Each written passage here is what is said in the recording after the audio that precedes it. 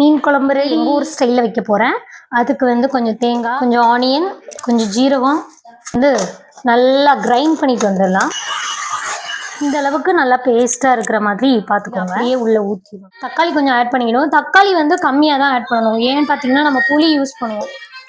இந்த அளவு புளியை வந்து நான் ஆல்ரெடி ஊற வச்சுருக்கேன். இதையும் உள்ளே ஆட் பண்ணிக்கலாம்.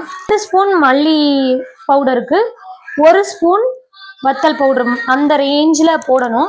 கொஞ்சம் மஞ்சள் தூள் கூட கொஞ்சம் உப்பும் ஆட் பண்ணிக்கணும். இப்போ வந்து இது எல்லாத்தையுமே நல்லா கலந்து விட்டுக்கலாம். இப்போ இது எல்லாத்தையுமே மிக்ஸ் பண்ணிவிட்டேன்.